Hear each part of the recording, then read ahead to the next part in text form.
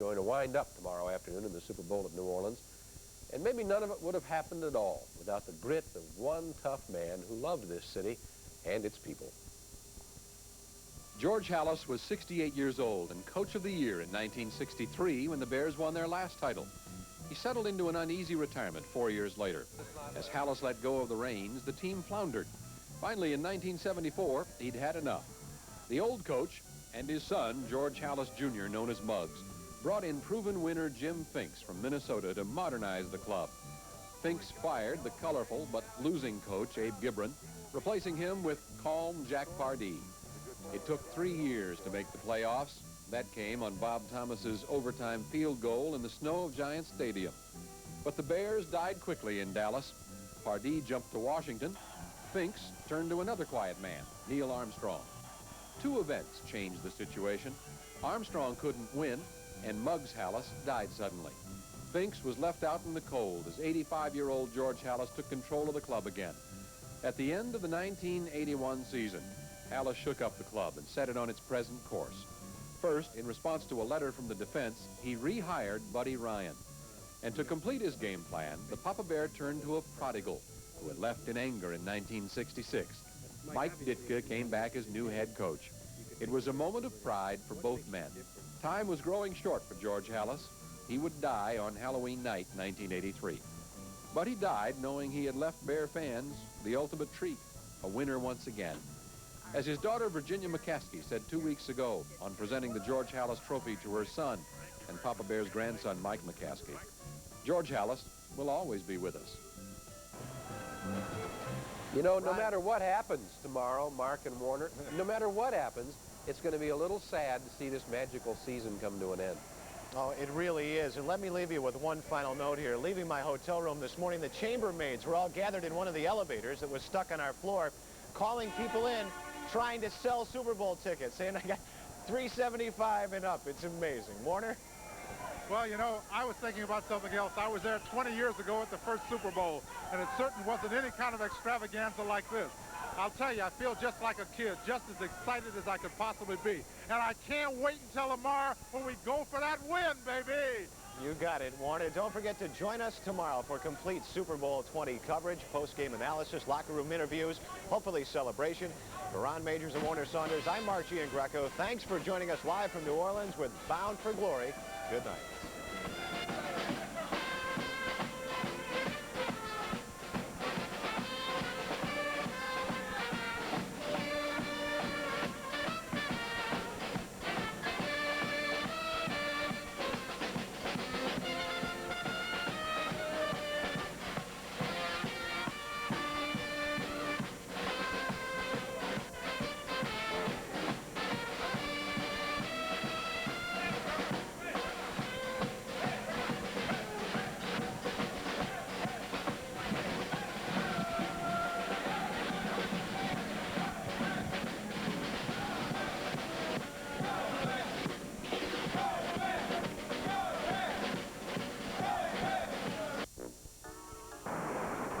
From All-American at Pittsburgh in 1960 to NFL Rookie of the Year in 1961.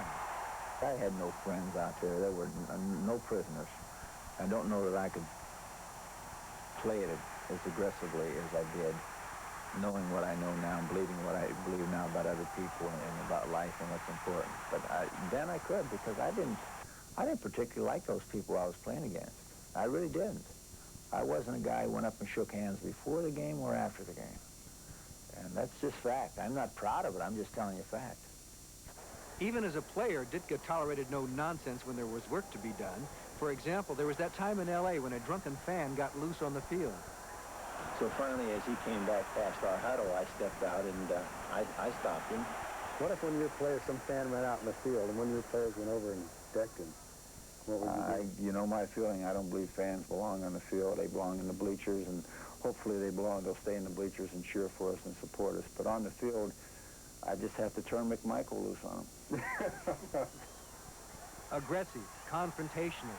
In the early 60s, those characteristics dominated Ditka's life. Inevitably, Wrigley Field became too cramped for both Ditka and George Halas. Mike was traded to Philadelphia, and then Dallas. When he first came to us, he was really through his career. And he got an all-season program, really worked hard to get his legs back in shape and played for us for 2 or 3 years, caught a pass in our first Super Bowl win against Miami. And then he came on our coaching staff. He believes strongly in the ability of a player to get the job done.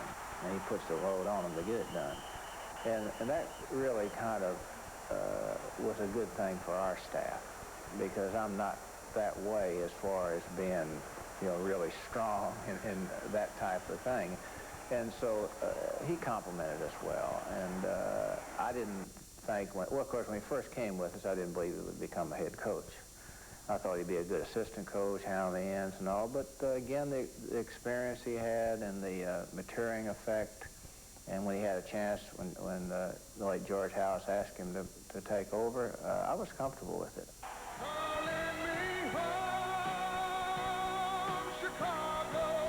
In 1970, I guess it was around 75 or 76, I asked Mike, what did he want to do? Did he want to be an assistant coach with Dallas from then on? Because Tom Landry would probably never step down. And he said that far back, I want to go back and coach the Bears. And I said, but you don't want to do it now? And he says, no, I'm not ready. I'm not ready. I've got a lot to learn yet, but that's what I want to do. And I'm going to do it. From your observation, George Halas introduced Coach Mike Ditka on January 20th, 1982. I think everybody has to have their own identity as a coach because they're individual people. I'm going to coach the game a little bit the way I played the game. It's going to be a hard-nosed type of football, but it's going to be a type of football that you're not going to predict everything that's going to happen, especially on offense. You've learned from various coaches, and you learn from your own experience. What did you learn from Tom Landry? What did you learn from George Halas? Coach Landry really, I think he taught me how to think football, how to learn football, how to study football, how to look at films, everything that it takes from a coaching aspect to understand what you have to do to prepare to attack the opposition. What I liked about Coach Halas, you know, and even though he was 65 years old when I first came to play with the Bears, I kind of liked the way he handled the situation, the people, the players. He created crises. You know, he created crises. He did them on purpose. He created a crisis every week. Every day was a crisis. That was to keep things going. That was never to let anything become boring. It's important. You have to have some crises. And what difference does it make if they think he's the SOB or I'm the SOB? You know, there's going to be one, and if I'm the bad guy, I'm the bad guy. All you got to do is want it as much as we know we want it. We don't want it that much. And we'll be back.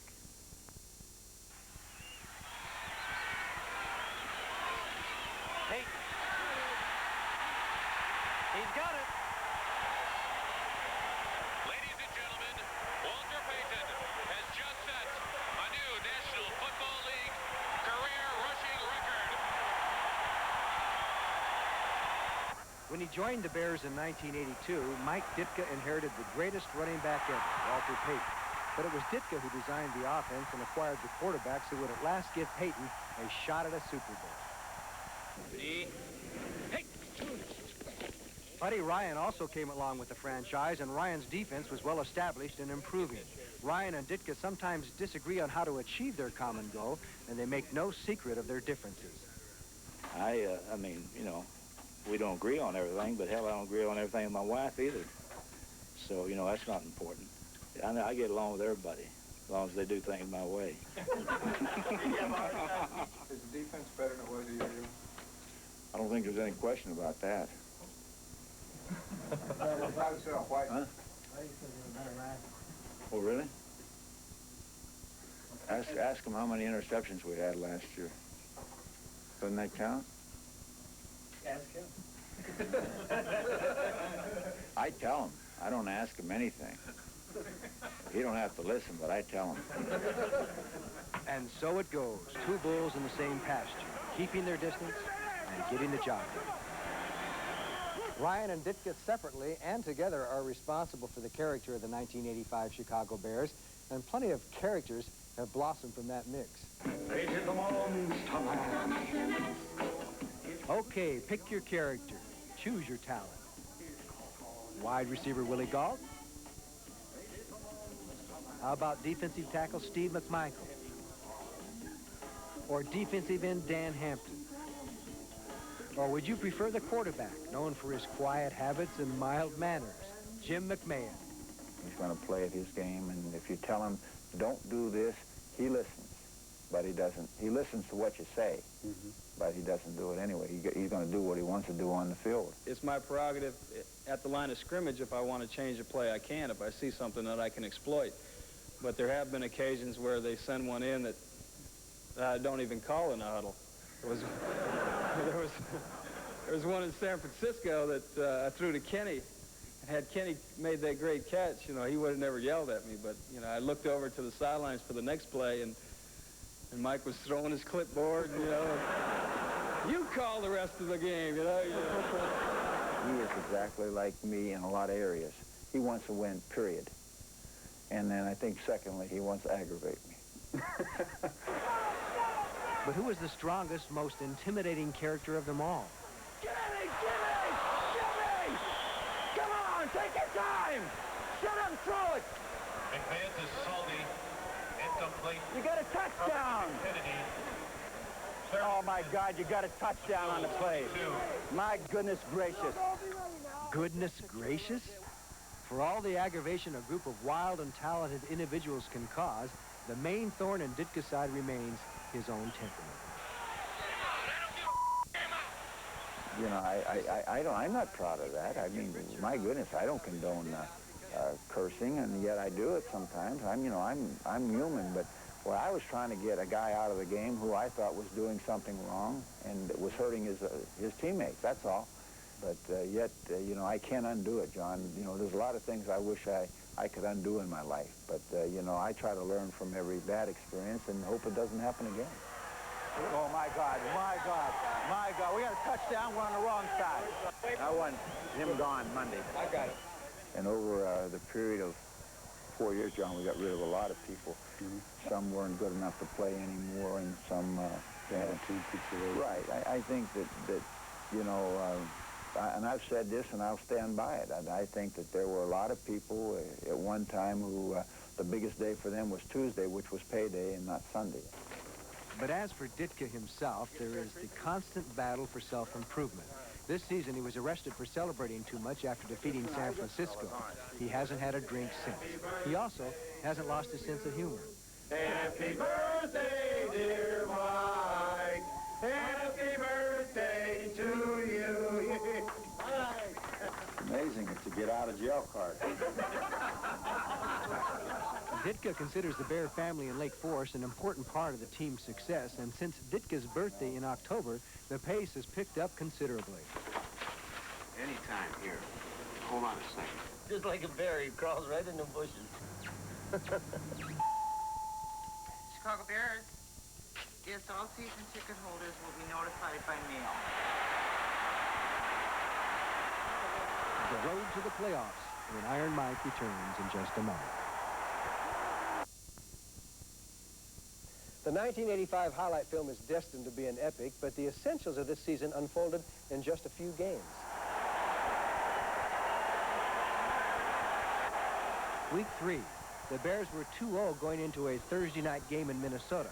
Tommy Kramer had the hot hand, and with 7.5 minutes left in the third quarter, the Vikings were up 17-9. Quarterback Jim McMahon had missed practice all week with a bad back, so Ditka kept him on the bench until now. Why now? Sometimes you have that gut feeling, John. Maybe it's the good Lord says now, pushes the button, says go. Who could ever envision, the sequence of events that would happen that he created that night? He made something amazing happen for himself and his football team, and for our fans and for a nationwide audience. McMahon, like, as you say, he was a cocky type of a quarterback. Do you consider that a plus? You have to believe in yourself or others won't believe in you. And he asserts himself on the field tremendously. As long as you can back it up, it's okay.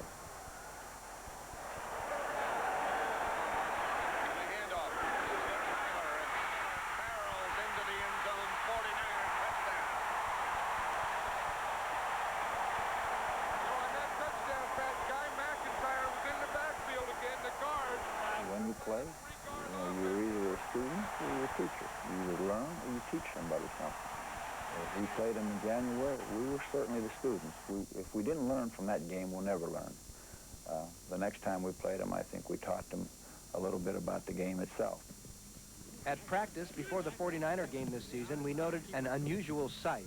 Ditka, who normally deals only with the offense, was explaining something to rookie defensive lineman William Perry. That's right. Get that on film so the 49ers can see our trick play, guys. Way to go. Ditka soon punctuated Steve McMichael's concern. Get out of here! And while Ditka plotted in Chicago, Bill Walsh steamed in San Francisco. We won last year, 18-1. We're not going to back off of that. Now, if you want to talk about the Bear team this year, great team. We were the best team in football last year. I'm not looking for somebody to say to us, if they had this man or that man, they'd have done it. We won. Now, this year, another story. They look great. And the story was best in the second half as the Bear defense held Joe Montana's offense to 45 yards. Montana dropped for a loss. Walter Payton rushed for 132, much of it during a classic fourth period drive to eat up the clock. Both Bear lines earned game balls. And then there were those final two plays of the game. 2nd and 10 at the 39. And the handoff to William Perry playing in the backfield with a minute to go. William the Refrigerator Perry carried the ball. I think that might be a message to the Angus formation from last year in the NFC Championship game. Circumstantial evidence would convict you that you put that in originally to spite Bill Walsh for what he did to you. Well, I find that hard to believe, that I would ever do that.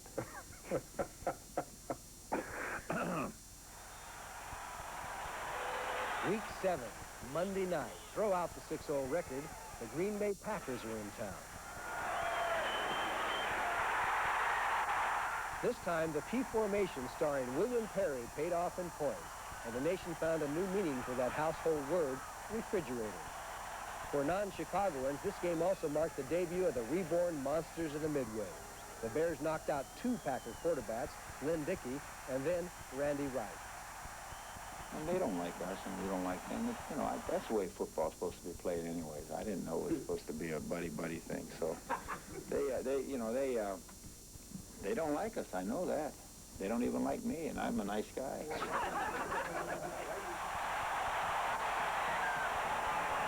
November 3rd, Week 9, the rematch in Green Bay. This time, William Perry stunned the crowd as a pass receiver. But the game that was to end 16-10 in the Bears' favor featured frustration, aggression, and revenge as Walter Payton repaid an insult in Payton style with 192 yards on the ground and the winning touchdown. It's like a brown under. When it's reduced week and Will comes, is it a weak side coverage or no? 6 coverage of March. It was 5 days before high noon at Dallas. For the 3rd time, the Bears head coach would challenge his teacher. All week, Ditka had been saying it was just another game. It wasn't. In Texas Stadium, the Cowboys suffered their worst defeat ever, 44-0. The Bears clinched their division, and Coach Landry dealt with his disappointment. The Bears did a tremendous job, but those blowout games like that are pretty much, they just get out of hand. They don't, you don't predict them. They just happen. But the Bears are a fine football team, and they surely should be favorites to win the NFC and go to the Super Bowl. And I just say that they had a great game. And the Bears became cover boys.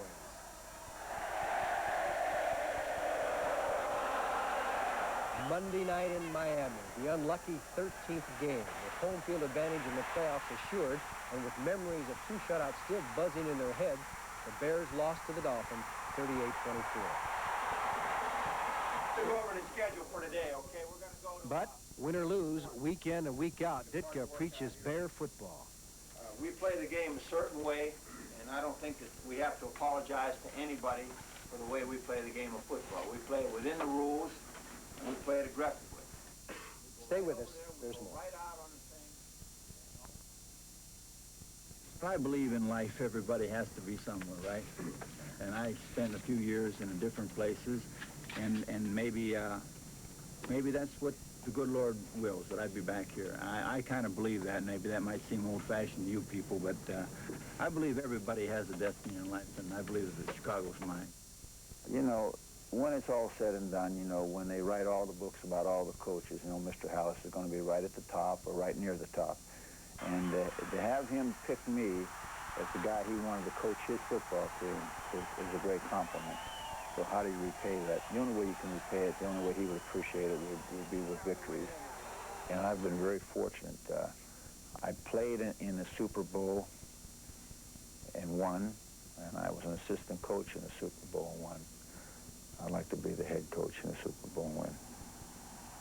Well, I know one thing, that Michael convey some of his philosophy and dedication to the Bears players. And if they accept it and work hard, we have a good chance. It's a feeling,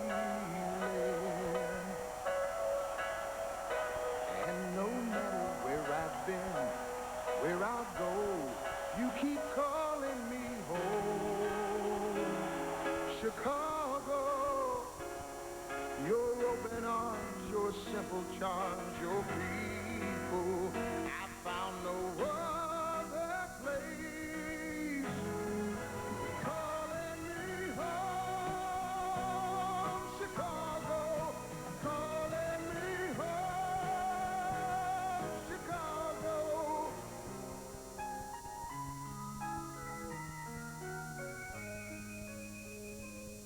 It's a feeling that calls me. Chicago is calling me home. And by game time, it's standing room only. For no man in football generates more excitement. People turn out because they know at any given time or any given moment, Payton's going to, you know, give that electricity, that excitement of what they're there to look for. Electricity.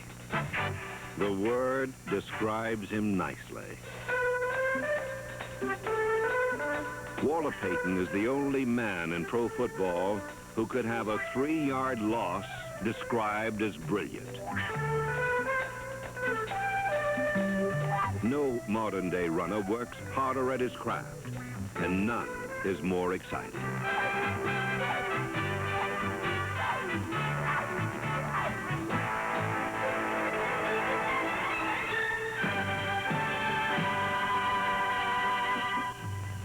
In an age of egotistical superstars, Payton is the ultimate team player.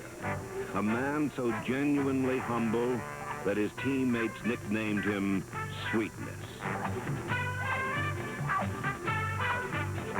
Each Sunday, the soft-spoken dynamo asks the good Lord to grant him strength. And each Sunday, the good Lord delivers.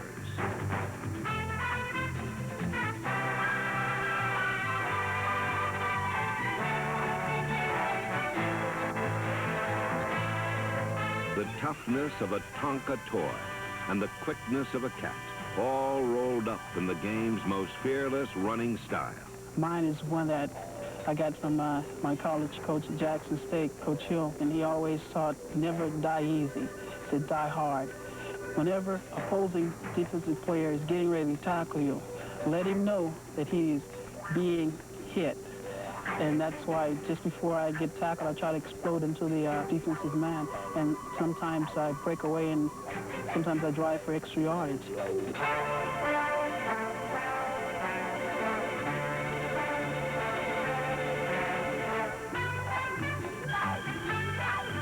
Said one NFL coach, one day God just picked up a chisel and decided to make himself a halfback.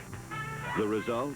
An unstoppable combination of talents that every NFL coach would love to have. Walter has two qualities that you don't really have in one running back normally. He has great speed, but not only is that, he has great strength for his size. Not only do you have to plug the hole up, but you got to plug the hole up twice, you know, because he's going to run through you, he's going to run through your tacklers, So when you combine that kind of strength with good balance and great running ability, then you've got to have a premier running back. I don't think any question that Walter Payton's the best in our business today.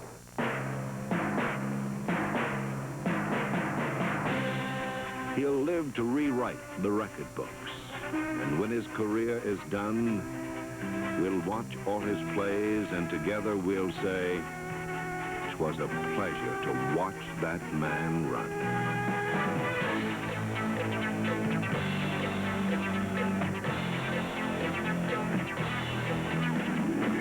Walter Payton, the most exciting running back in pro football today.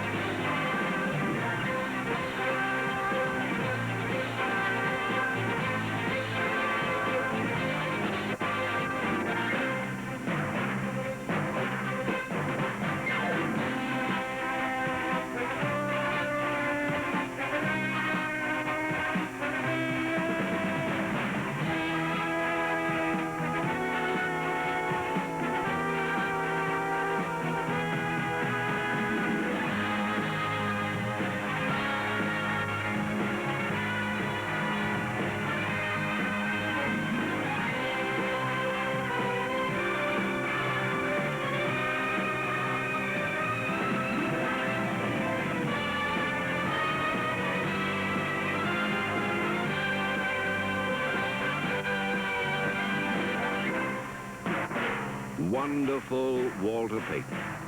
Truly one of the best ever. Sayers offered a challenge to defenses and a promise to his team. Give me 18 inches of daylight. That's all I need.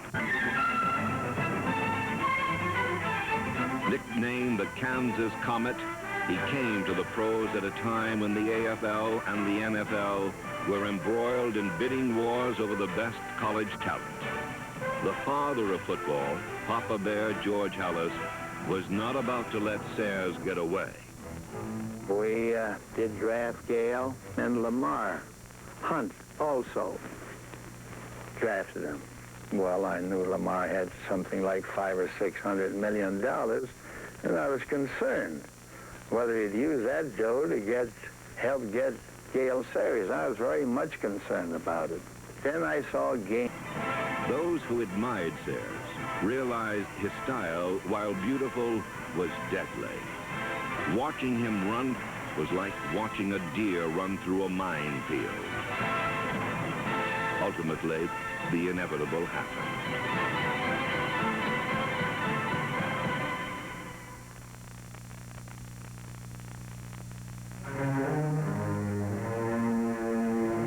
In 1968, a wicked tackle shredded his left knee. Sayers retired at 28 after playing in only 68 games. Still, he was the youngest player ever to be inducted into the Hall of Fame. Gayle Sayers, magic in motion. Teammates admired and respected him. If you wish to see perfection, you had best get a hold of a film of Gayle Sayers. Sayers was indeed magic in motion.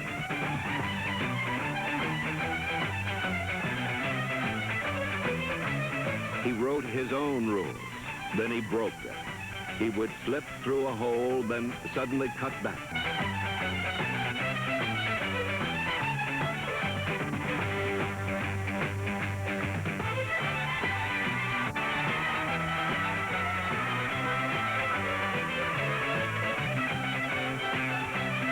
Twice, he won the NFL rushing title. Once for a Chicago team that lost 13 of its 14 games. Number 40 was a number with wings.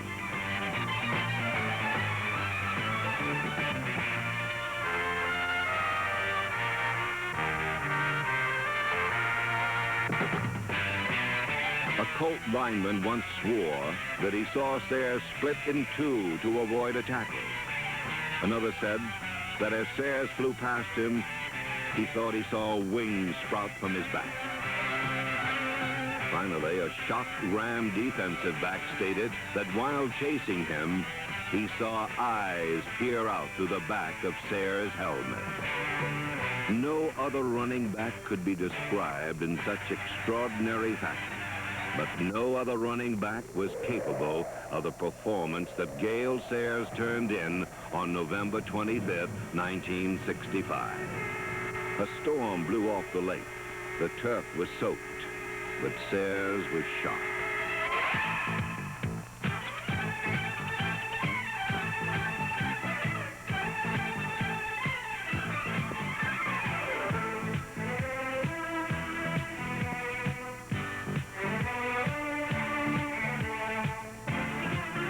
After scoring 5 touchdowns, Sayers was taken out, but the fans wanted him to go for another. Papa Bear Halas put him back in to return a punt, and history was made.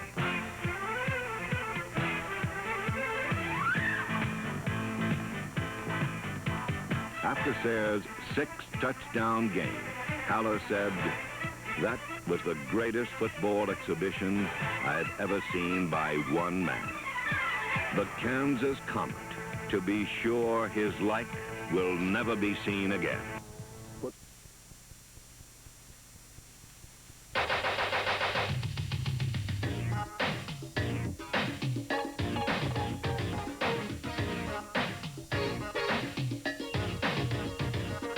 We are the Bears, shuffling crew, shuffling on down, doing it for you. We're so bad, we know we're good, blowing your mind like we knew we would. You know we're just strutting for fun, strutting our stuff for everyone. We're not here to start no trouble, we're just here to do the Super Bowl show. Well, they call me Sweetness, and I like to dance. Running the ball is like making more mans. We had the goal since training camp to give Chicago a Super Bowl champ. And we're not doing this because we're greedy. The Bears are doing it to feed the needy. We didn't come here to look for trouble. We just come here to do the Super Bowl show. This is Speedy Willie, and I'm world class. I like running, but I love to get the pass. I practice all day and dance all night. I gotta get ready for the Sunday fight. Now, I'm as smooth as a chocolate swirl. I dance a little funky, so watch me, girl. There's no one here that does it like me. My Super Bowl shuffle will set you free. I'm Samurai Mike, I stop 'em cold. Part of the defense, big and bold. I've been jamming for quite a while, doing what's right and setting the style. Give me a chance, I'll rock you good. Nobody messing in my neighborhood. I didn't come here looking for trouble. I just came to do the Super Bowl shuffle. We are the Bears, shuffling crew, shuffling on down, doing it for you. We're so bad, we know we're good, blowing your mind like we knew we would. You know we're just strutting for fun, strutting our stuff for everyone. We're not here to start no trouble, we're just here to do the Super Bowl shuffle.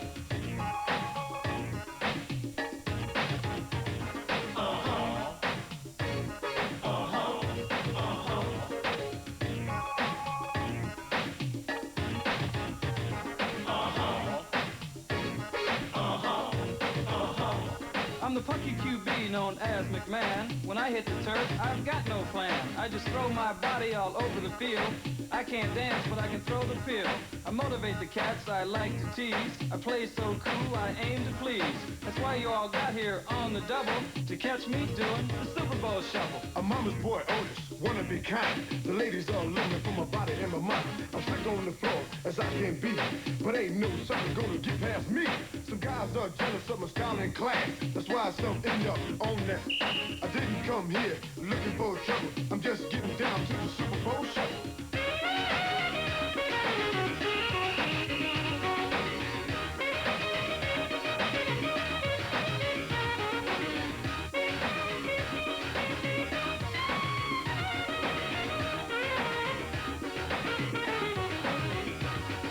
They say Jimbo is our man. If Jimmy can't do it, I sure can. This is Steve, and it's no wonder. I run like lightning, pass like thunder. So bring it on Atlanta, bring it on Dallas. This is for Mike and Papa Bear Halas. But I'm not here to feathers ruffle. I just came here to do the Super Bowl shuffle. I'm L.A. Mike and I play it cool.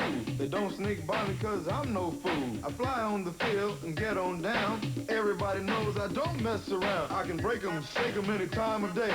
I like to steal it and make 'em pay. So please don't try to beat my hustle, cause I'm just here to do the Super Bowl shuffle. We are the Bears shuffling crew, shuffling on down, doing it for you. We're so bad, we know we're good, blowing your mind like we knew we would. You know we're just strutting for fun, strutting our stuff for everyone. We're not here to start no trouble, we're just here to do the Super Bowl shuffle. The sack man's coming, I'm your man Dent. Is a quarterback slow, he's gonna get bent. We stop to run, we stop to pass. I like to dump ties on that. We love to play for the world best fans. You better start making your Super Bowl plans. But don't get ready or go through any trouble unless you practice the Super Bowl shuffle. It's Gary here, and I'm Mr. Clean.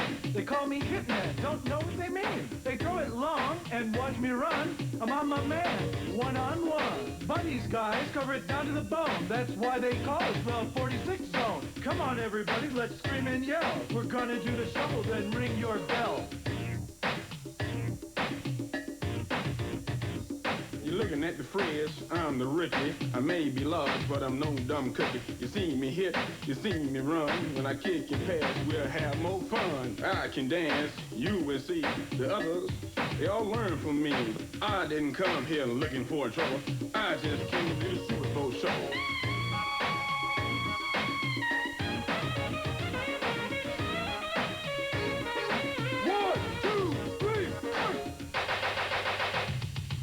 We are the Bears shuffling crew, shuffling on down, doing it for you. We're so bad, we know we're good, blowing your mind like we knew we would. You know we're just strutting for fun, strutting our stuff for everyone. We're not here to start no trouble, we're just here to do the Super Bowl shuffle. We are the Bears shuffling crew, shuffling on down, doing it for you.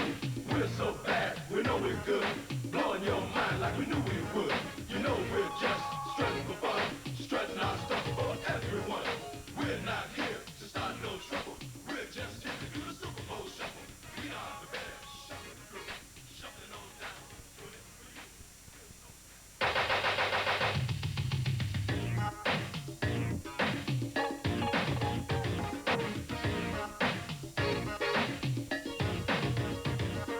We are the Bears shuffling crew, shuffling on down, doing it for you.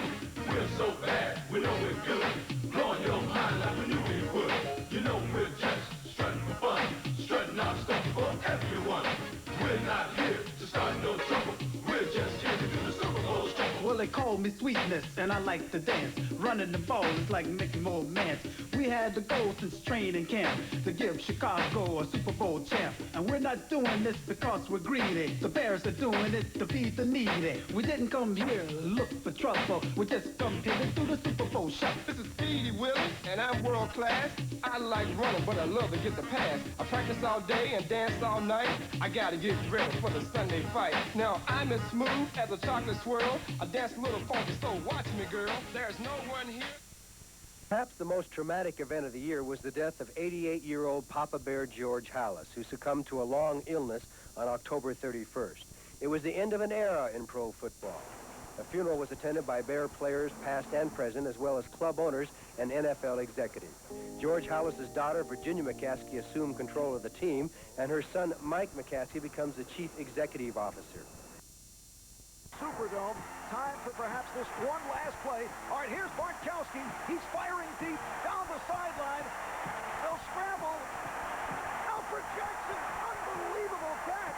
Alfred Jackson with the touchdown. And Atlanta will win it. Atlanta in a big victory. Alfred Jackson has done it.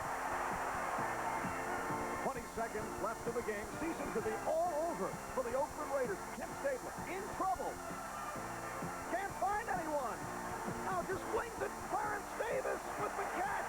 Clarence Davis holds on. And the Raiders win it.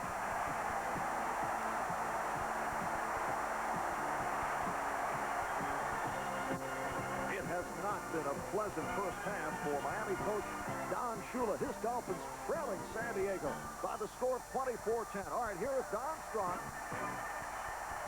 He's got Duriel Harris. A lateral to Tony Nathan, and Nathan takes it home. Tony Nathan with a twist as you take another look at it. Here's the reception by Harris, and the flip from Nathan out of the Don Shula playbook. A big touchdown for Miami. Oakland trails 20-14. 10 seconds left. A saberback. He sidestep. Can he throw? He can't.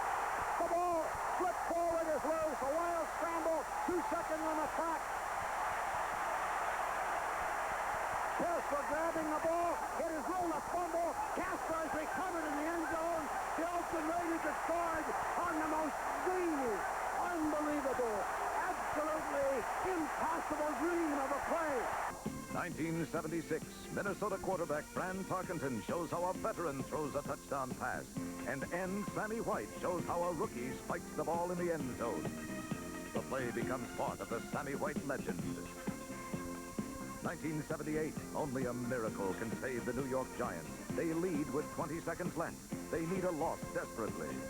With this brilliantly executed fumble, they managed to snatch defeat from the jaws of victory.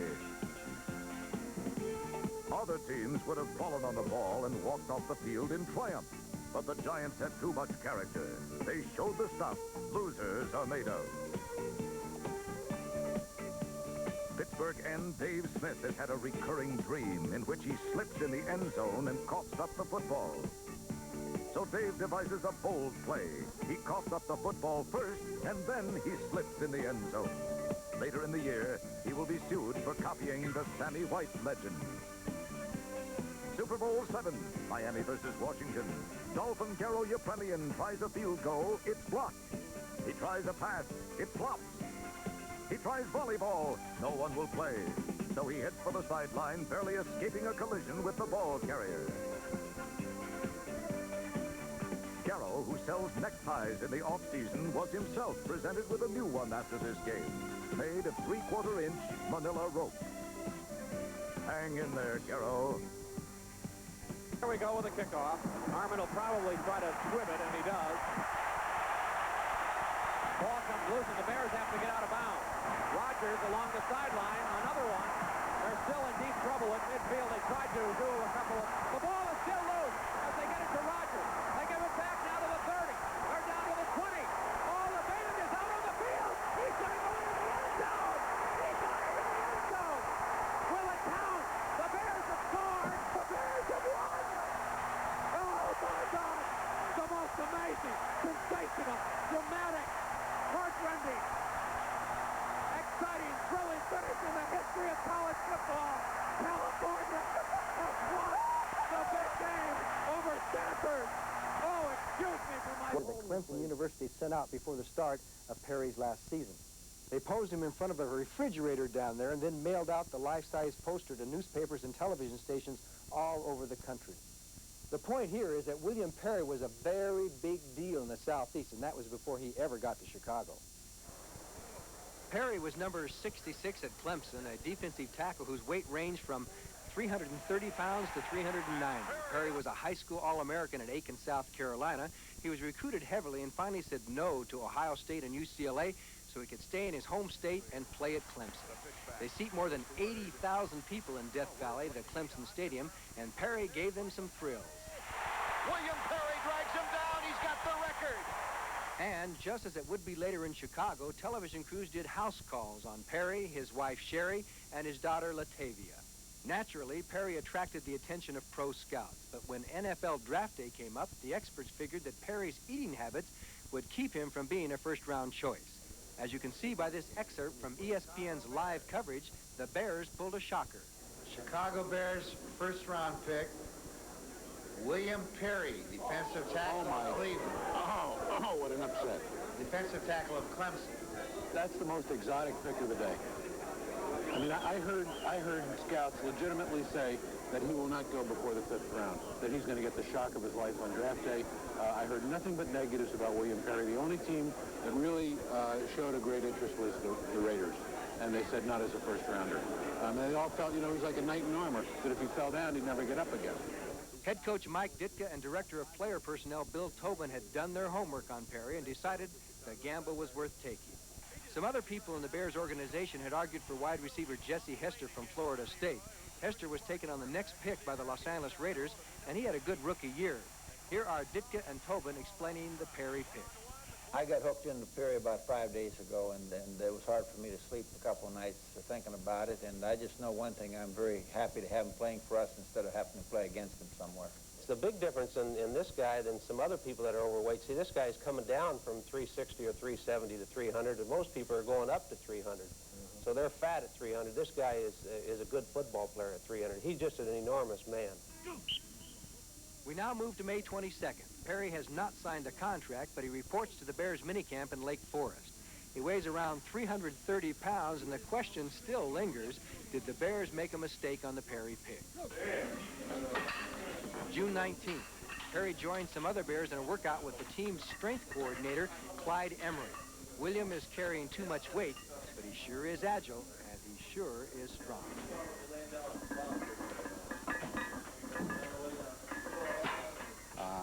He has terrific leg strength and hip strength, and that's the foundation of power. If you don't have that, you may as well forget strength.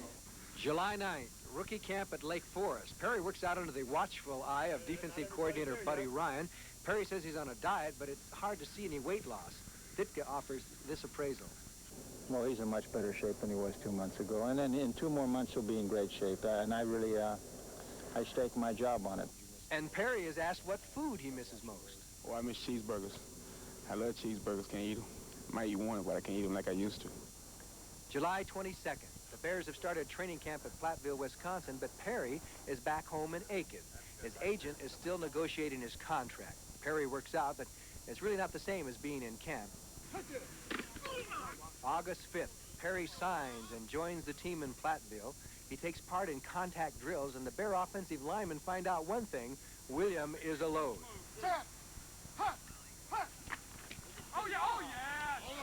But his weight is still, well, only Mike Ditka knows for sure.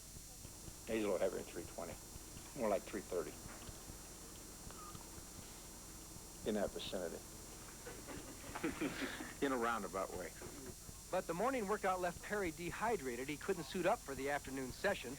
That's when Ryan called him a wasted draft choice. This caused a big stir, but it really wasn't that far out of line.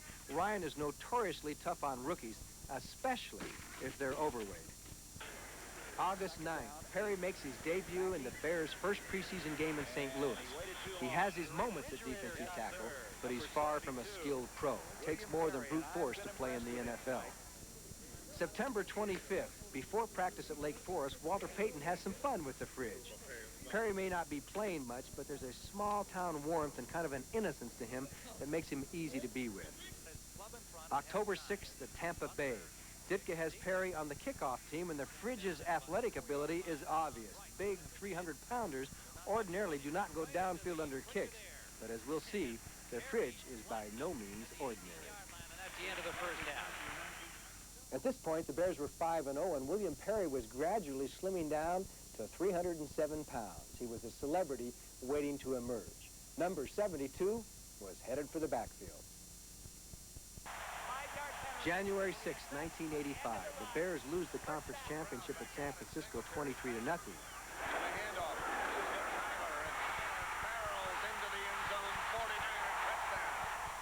In the second half, 49ers coach Bill Walsh puts guard Guy McIntyre in the backfield to block for a Wendell Tyler touchdown. Was it simply a trick play, or was it a subtle sign of disrespect? they thought in their own mind that they'd be... October 13th, new season. Bears get revenge in San Francisco, 26-10. And on the final 2 plays of the game, William Perry carries the ball. What's happening here? Is this a payback, or is Ditka thinking ahead? William Perry playing in the backfield. No, he gives you a little food for thought on the goal line, doesn't he? I mean, it's really something you got to think about. I mean, realistically, there's a chance that could happen. One thing was certain: it was entertaining. Yeah. Oh God, yeah. Did you see him hit up in there? Dust, smoke, and everything was coming out of there. I don't think he made too many yards, did he? I don't think he has a future there. October 21st. Boy, was Bill Walsh wrong. The Monday Nighter against Green Bay. NFL tradition gets a kick in the pants, and the nation has a new hero. First and goal to go. Payton, hangs in behind the refrigerator. And this crowd loves it. Let's look at William Perry, his lead block, once again, for Walter Payton. Moorhead leads at number 87, but look at Perry. He looks like a Mack truck. Just bowling over number 52. That is the linebacker, Gumby. Perry is in the offensive backfield for the Bears. He'll be the lead blocker. They give him the football, and Perry. Touchdown. William Perry bites the football. And this crowd loves it. 350 pounds banging into the end zone, and he had the audacity to put it in the air, O.J. To dive in. Payton following Perry. He cleaned out everything. Say, George Cumby, he just said, this is unfair. Unbelievable. A strong coach with the guts to try it, a unique athlete with the willingness to do it, and 3 goal line shots in 1 quarter, and all of it on national television. The fridge had arrived. The Sun-Times sports department feasted on a banquet of headline opportunities. Some athletes might have been upset with the good-humored approach the press was taking, but the fridge, he took it all in stride. Oh, you know, that's fine. You know, it's all fun and games. You know, it's just you know, something to read in the newspaper. You know, just get a laugh out of. You know. I didn't plan on making him a national hero, but both plays were awesome, and there was, you know, usually when 2 bodies hit, there's a impact point, and where something's both stop a little bit.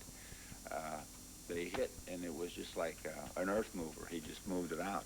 And Walter Payton was incredible. Well, William said last week, you know, when he got back to the locker room, he said, well, they gave me the ball a couple more times. I got 6 on them last week, but they didn't give me the ball. He's okay. October 27th, as a guest on the Mike Ditka show, Perry got this ovation. And Mike's special guest is defensive tackle, fullback, William Perry, Chicago's new sports player.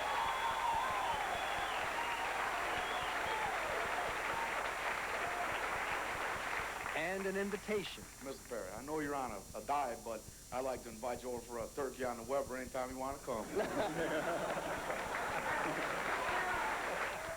November 3rd, Bears at Green Bay. Perry joins the starting lineup as a defensive tackle, but that was not the big story. Not when this happened. Perry in motion. The pass to Perry. Touchdown.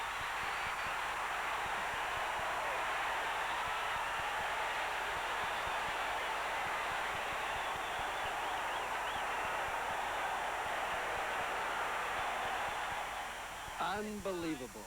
Perry keeps topping himself. Is the fridge getting too much attention? What about defense?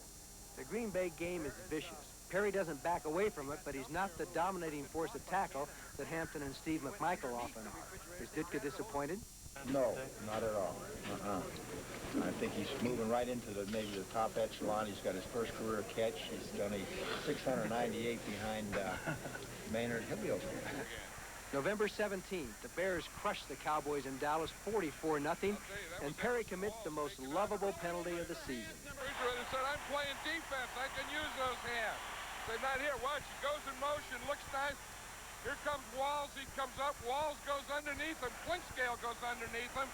Now he's going to push He's going to help his guy. They didn't push him. He picked him up. They tried to carry him in. He was going to pick him up and throw him in.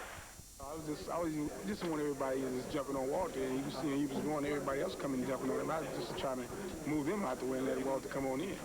Life is beautiful. The Bears are 11-0. They are the darlings of the national press, and Perry is all over the place. It takes the Geneva summit to bump them off the cover of Newsweek. November 21st, William Perry makes an appearance at a shopping center in St. Charles and draws 10,000 people. Fridge mania is rampant. He does the David Letterman show, the Bob Hope special. He sells hamburgers and automobiles and paper napkins and long underwear. He even has his own cheering section, the Fridgettes.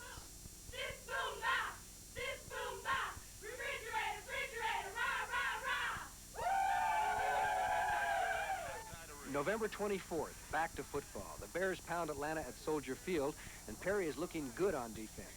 Now, I'll tell you, there is a great athletic move. You know, they can talk about the things he does in offense, but this is where he's going to make it. Watch him start on the pass rush. Now he's going to come right down the line, turn right, but watch him sprint here. He sees Riggs, he gets out there. Now that is a heck of a play. Perry, of course, is... And he offers something new on offense.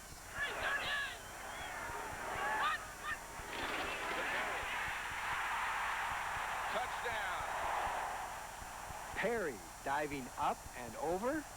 Well, it was just a regular dive, just to go over the top, because what happened in the Dallas game when I got cut, so I decided to go over top, today before a cornerback or a linebacker, cut me before I got to the line. Comes the refrigerator. December 14th, the Bears and Jets at the Meadowlands. Perry goes in on offense, and the crowd comes to its feet. They seem disappointed when the Fridge doesn't get the ball. The refrigerator came in the game, and the whole place is standing up. They want to watch this one. Payton and number 72 in the Bear backfield, William Perry. Four-hit in motion, they give to Payton, and he stops short of the goal line. December 18th, Perry reflects on all that has happened. Yeah, just like one of my guys told me, from a hero to a zero, and that's the other way around. You're a zero, to a hero. So it's just something that is happening overnight, and everything is just off and flying. I just thank you and other guys who give me the media attention, to get the publicity. As usual, Buddy Ryan has a challenge for Perry. Well, I think he has potential, but again, it's going to be the weight problem. I mean, I don't think he has the potential to be great at the weight he's carrying. I think he's going to have to make a lot of sacrifices and get down to where, he can go every play for 60 minutes. December 22nd, the Bears close out the regular season in Detroit, and Perry is a terror on defense. He forces a fumble. It is third down. Well played, and the Bears come up with a football. He causes an interception. And the refrigerator 72 is putting the pressure on Hipple. There is Marshall with the interception as the Bears have the ball. He gets a sack. Second and 17, Hipple and company. And it's the refrigerator squashing Hipple. His helmet came off. And once again, he carries the ball. 3:13 on the clock. The Lions, who have just refused to surrender, get their last shot here at some points. Oh, what a hit. Hipple, and the ball picked up by the refrigerator. Perry, David Lewis in pursuit.